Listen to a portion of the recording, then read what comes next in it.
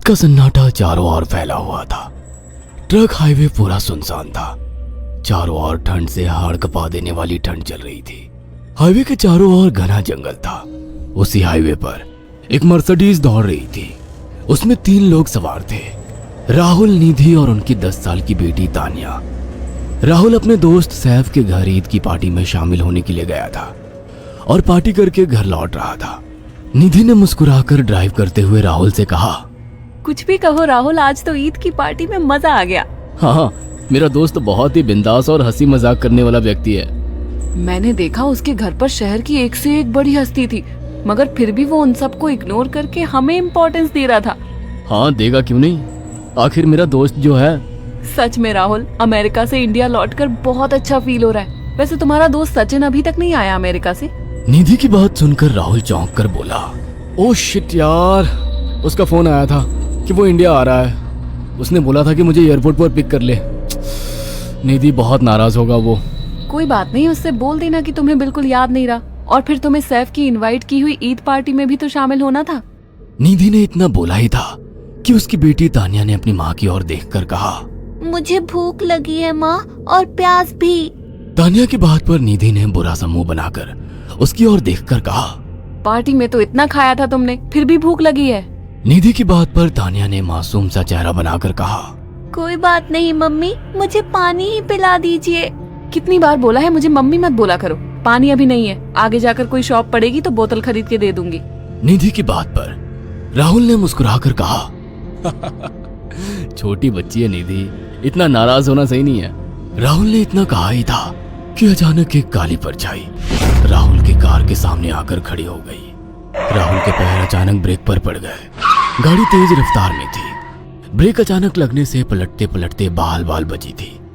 राहुल के चेहरे पर भयानक ठंडी में भी पसीने की बूंद टपकने लगी। वो दोनों कार से बाहर निकल आए। निधि ने डरते हुए कहा, आखिर कौन था ये? ऐसा लगा जैसे कि कोई भयानक काली परछाई मेरे कार के सामने आकर खड़ी हो गई हो। वह दोनों काली रात के सन्नाटे में इधर उधर देखने लगे। तभी निधि को एक घने पेड़ के पास दो चमकीली हुई आंखें दिखाई दी। उसकी आंखें बिल्कुल भेड़ियों की तरह लग रही थी। निधि ने चीखते हुए राहुल से कहा, राहुल देखो कौन है वो, जल्दी से गाड़ी में बैठो, मुझे बहुत डर लग रहा है। राहुल ने उस तरफ देखा तो उसके रोंगटे खड़े हो गए। वो दोनों गाड़ी के अंदर बैठने ही वाले थे कि अचानक एक अजीब सा चेहरा वाला भयानक सा आदमी बिजली की रफ्तार से उनके सामने आकर खड़ा हो गया। राहुल ने देखा कि उसका चेहरा बिल्कुल सड़ा हुआ था और उसकी आंखें भेड़िए की तरह चमक रही थी।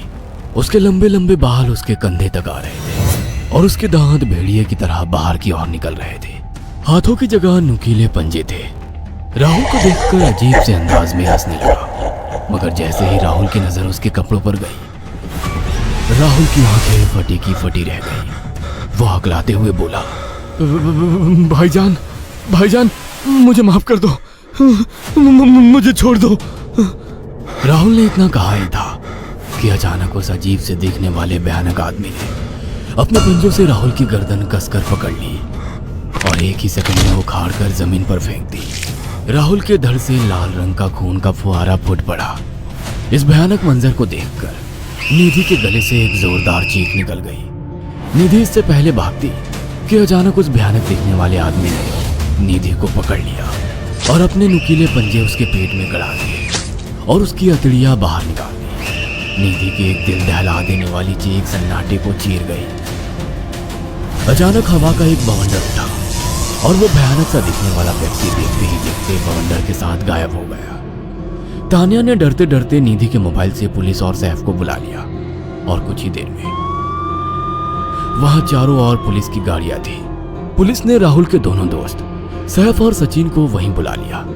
इंस्पेक्टर अर्जुन ने दोनों से कहा, मैंने ऐसी हत्याएं अपने करियर में कभी पहले नहीं देखी। ये काम तो ना किसी जानवर का लगता है, ना ही किसी इंसान का। सचिन कपकपाती हुई आवाज में बोला, आप कहना क्या चाहते हैं? कुछ कह नहीं सकता। जिस किसी ने भी इन दोनों को मारा है उससे एक बात तो साबित होती है कि वो इन दोनों से हद से ज्यादा नफरत करता था। अब सारी सच्चाई तो ये बच्ची ही बता सकती है। इतना बोलकर इंस्पेक्टर अर्जुन तानिया के पास चला गया, जो बेहद डरी हुई थी। तानिया ने आंखों देखी सारी घटना इंस्पेक्टर अर्जुन को बता दी। तानिया की बात सुनकर इंस्पेक्टर अर्जुन कंफ्यूज चेहरा लेकर मोबाइल पर किसी से बात करने लगे।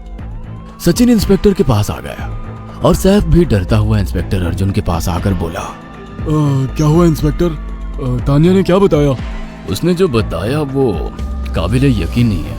उसकी बात पर किसी भी तरह से यकीन नहीं किया जा सकता। फिर भी कुछ तो बताया इंस्पेक्टर। हाँ, उस बच्चे के मुताबिक एक भूत ने निधि और राहुल को बड़ी बेदर्दी से मारा है। इंस्पेक्टर की बात सुनकर दोनों बुरी तरह से चौंक गए। क्या मतलब है इस बात का?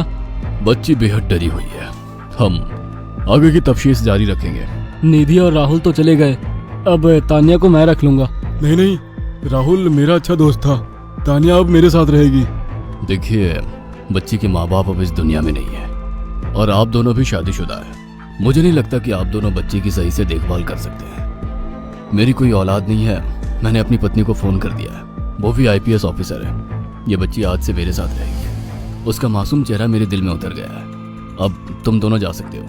पूछताछ के लिए मैं जब भी तुम्हें बुलाऊं तुम दोनों आ जाना। इंस्पेक्टर ने ये बात बोली ही थी कि अचानक वहां पर मौसम बदल गया।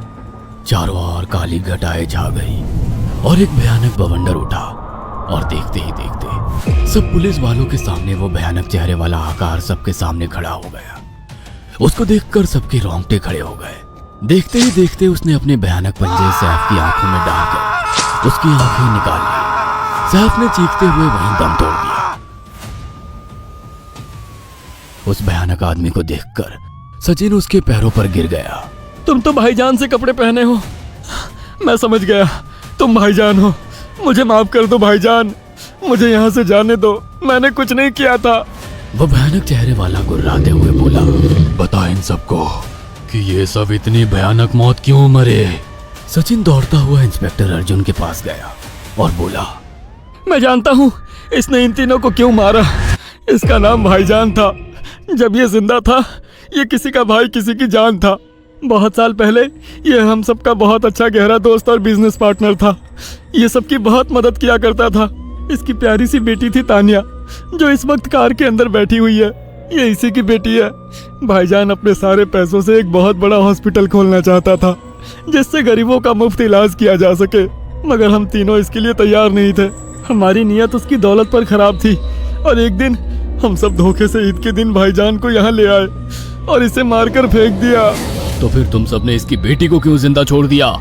हमें बाद में पता लगा कि भाईजान ने सारी जायदाद अपनी बेटी के नाम कर दी है, इसीलिए हमने भाईजान की पत्नी को भी मार दिया।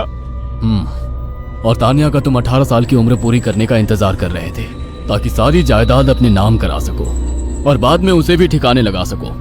इसी के लिए तुम दोनों इस मासूम बच्ची को अपने साथ रखने की जिद कर रहे थे। जी, आपने बिल्कुल सही कहा। हम तानिया को भी इसी जगह लाकर मार देते। सचिन की बात सुनकर इंस्पेक्टर अर्जुन की आंखों में खून उतर आया। इंस्पेक्टर अर्जुन के कुछ कहने से पहले ही